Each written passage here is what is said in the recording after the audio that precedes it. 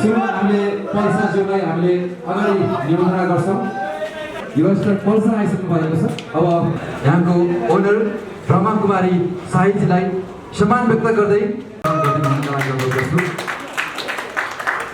यो उदाहरणीय जोडी त्यसमा अझ बढी खुवाइलिनु भएको छ। धेरैले चिन्नुहुन्छ उहाँलाई। उहाँको यो मात्र होइन, त्यो दुबईमा इन्सुरेन्स कम्पनी पनि छ र नेपालमा पनि यति राम्रो रेस्टुरेन्ट खोल्नु भएको रहेछ। र मैले बुझेसम्म यो नेभरमाइन्ड रेस्टुरेन्टलाई अब देशभरि ब्रान्च खोल्ने तयारीमा हुनुहुन्छ। उहाँलाई शुभकामना छ, यो जोडीलाई शुभकामना छ। यहाँ बसेर उहाँको यो 1 वर्ष पुगेको र महेन्द्र सर त्यसै गरी प्रमुख अतिथि आदरणीय पल शाहलाई खादासहित माला लगाइदिने, पल शाहलाई खादासहित माला लगाइदिनु हुनको लागि हार्दिक अनुरोध गर्छु।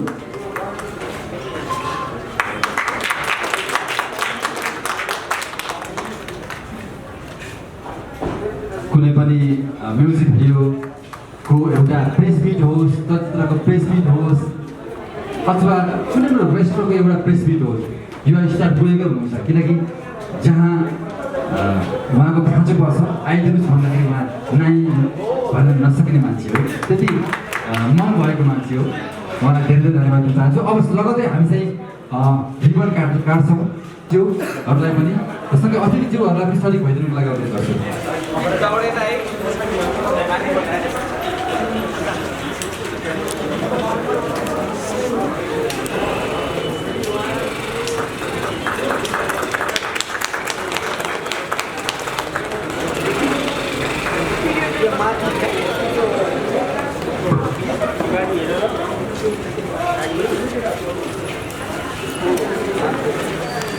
धेरै धेरै धन्यवाद।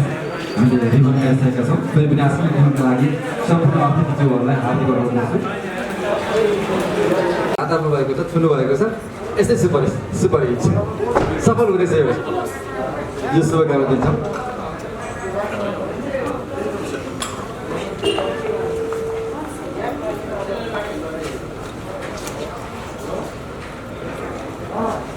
पहिलो बर्थडे हो, त्यस कारणले ह्याप्पी बर्थडे भन्ने फरक पर्दैन होला।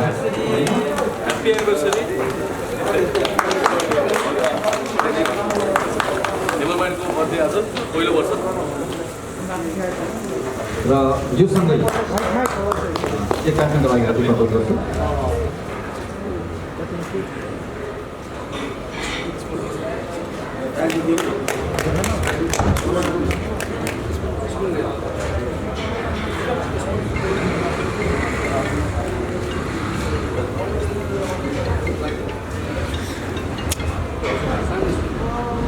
यतिखेर पल सरले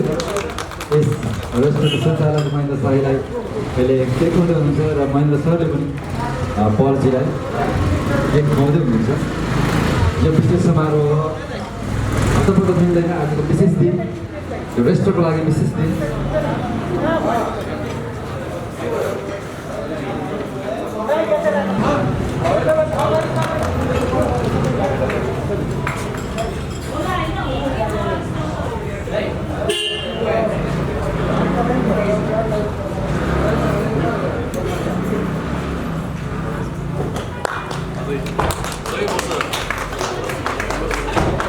पहिलो एनिभर्सरी वर्ष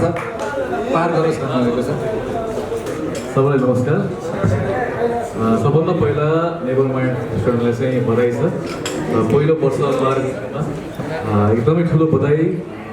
बेस्ट विशेष मेरो साइडदेखि। जति हजुरले सोचेको र कामना गरेको कुराहरू चाहिँ पुरा होस्। अघि मैले भने जस्तै यो 1 वर्ष मात्र सुरुवात भयो, कयौँ वर्ष पार गरोस्। नेभरमाइन्डको ब्रान्चेसहरू नेपालभरि होस्, इभन बाहिर पनि होस्, बाहिरको देशमा पनि नेभरमाइन्डको हुन्छ नि फ्रेन्चाइजहरू योले चाहिँ फ्रेन्चाइजहरू लियोस् बाहिरको कम्पनीहरूले पनि। यति चाहिँ बेस्ट विशेष दिन चाहन्छु। र त्यही त अघि गोविष्णुले भने जस्तै, गोविष्ण सरले भने जस्तै अलिकति छुट्टै हो मेरो लागि चाहिँ यो प्रोग्राम चाहिँ। अलिकति फेरि म त्यस्तो फुडी पनि छैन, अब तर मनपर्छ मलाई अलिकति हुन्छ नि खाना चाहिँ, रमाइलो गर्न चाहिँ मनपर्छ। र आज यहाँ बोलाइदिनु भयो, यसको लागि थ्याङ्क यू। त्यही नै भन्न चाहन्छु।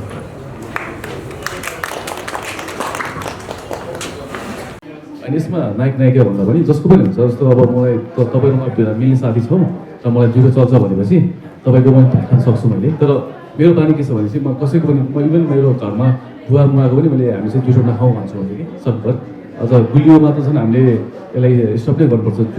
जुठो चाहिँ खाने हुन्न गुलियो चिज चाहिँ र अरू पनि सकभर नखाएको राम्रो ओके अब अन्य साथीहरूलाई केही छ भने अलिक नजिक आइदिनुहोस् है किनकि प्रश्नहरू छ भने म सोध्नलाई गर्छु माइक दिनु हामी यति बेला नेभर माइन्ड रेस्टुरेन्टमै छौँ होइन पल्जीको कति पटक भयो नेभर माइन्ड रेस्टुरेन्ट मेरो एकदमै पहिलो पटक हो आउनु पाएन आउनु पर्ने हो तर थाहा थिएन मलाई होइन देवरबाट चाहिँ मैले बाटोमा कहीँ सुनेको थिएँ साथीहरूबाट तर यहाँ छ अनि यहाँको अब विशेषताहरू यो छ त्यो थाहा थिएन मलाई अब चाहिँ मेरो म आउँछु सधैँ आउँछु र फेरि पनि अर्को पटक आफ्नो गर्लफ्रेन्ड लिएर चाहिँ तपाईँ कहिले आउनु नेभर माइन्ड रेस्टुरेन्ट पहिला चाहिँ कहिले आएको थिएँ म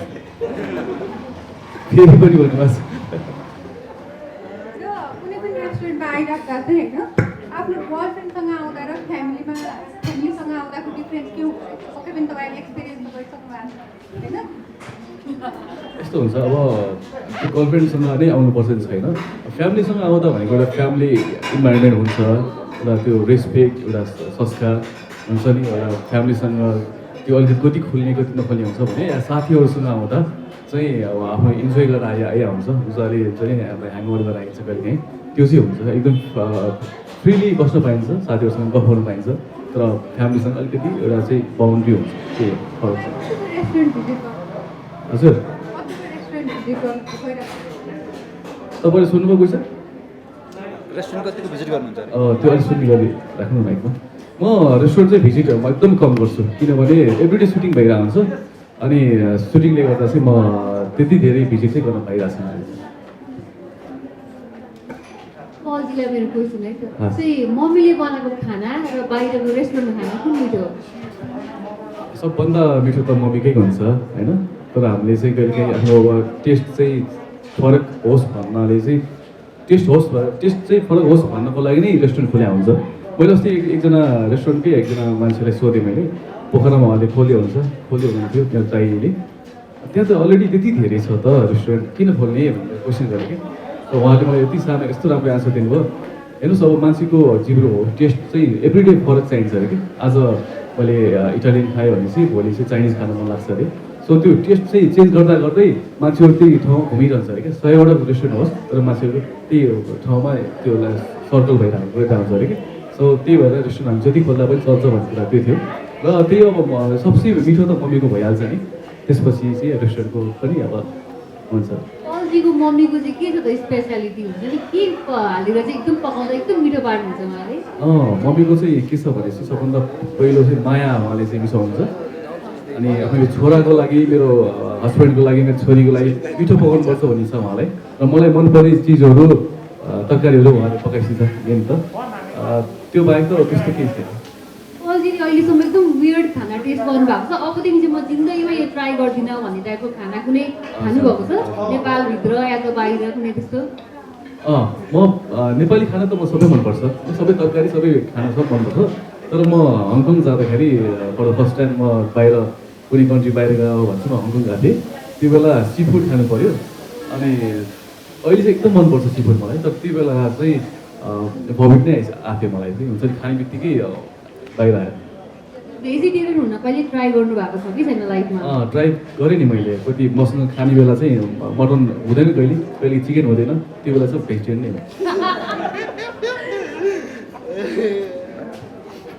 हो हजुर नमस्ते हजुर नमस्ते ओके हुन त सुनलाई कसिलाउन पर्दैन त्यो तपाईँलाई पनि थाहा छ उखानको टुक्का बन्यो विशेष गरी नेपाली चलचित्र इन्डस्ट्रीमा फिल्म इन्डस्ट्रीमा पकेटको पत्रकारहरू केही आर्टिस्टहरूले बोकेर हिँडिरहेको हुन्छ क्या तर पल शाहको पकेटको पत्रकार देखिँदैन तर देखियो पकेटको पत्रकार यो कोही पनि होइन किन पलको एउटा इमेज देखेर यहाँसम्म आइपुग्यो तपाईँलाई कति खाँचो लाग्छ त यो पकेटको पत्रकार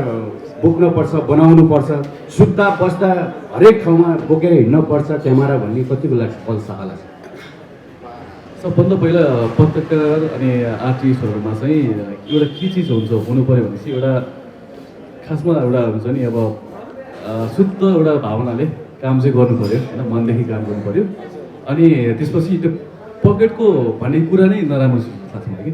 पकेटको हिरो हिरोइन होला पकेटको पत्रकार पकेटको साथी त्यो चाहिँ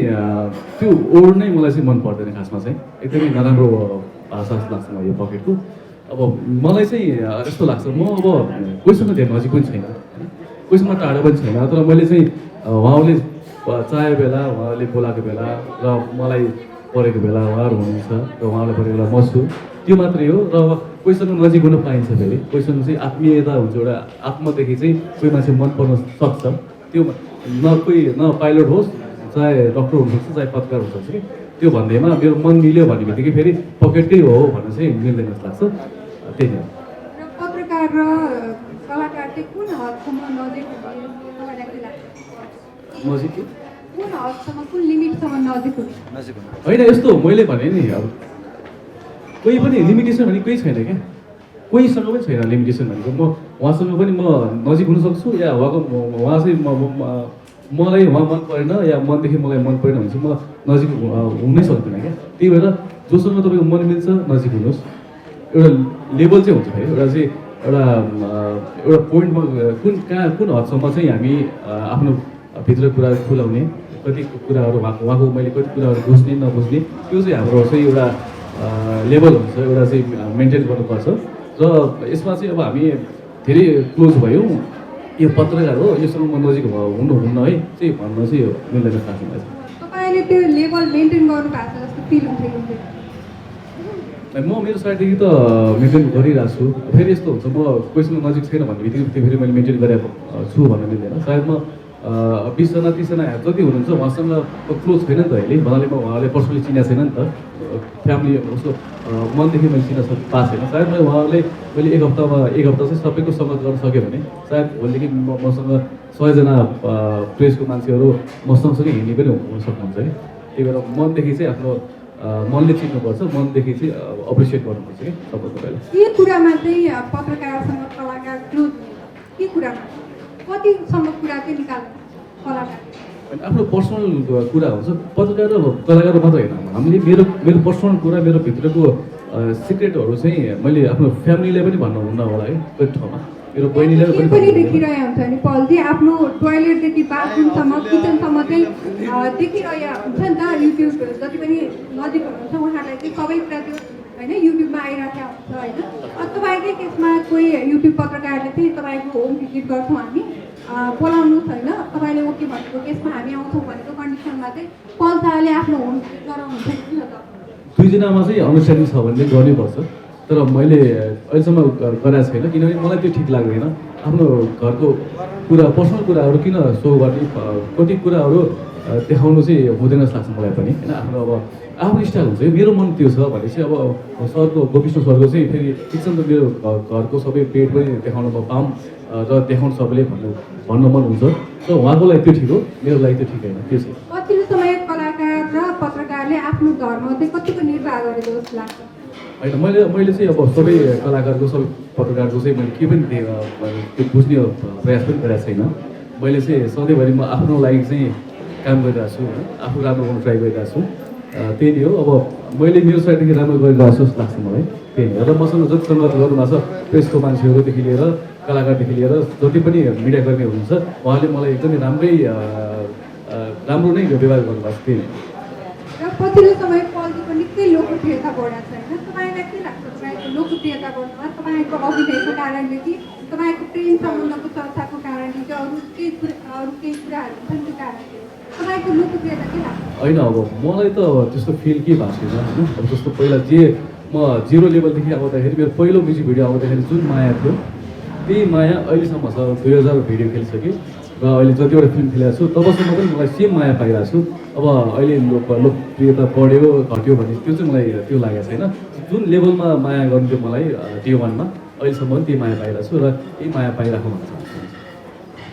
चाहिँ मेरो एउटा लास्ट क्वेसन है स्टार भ्याल्यु भन्ने जुन वर्ड छ नि एकदमै हेभी हो होइन र हजुर र अनि जुन अहिले कलाकारहरूले चाहिँ जुन युट्युब च्यानल खोल्नुहुन्छ आफ्नै पर्सनल होइन अनि त्यही माथि टिकटक बनाउनुहुन्छ त्यो बनाइरहेको त्यो एक्सपोजरले चाहिँ स्टार भ्याल्यु कम हुन्छ जस्तो लाग्छ यहाँलाई कुन लेभलको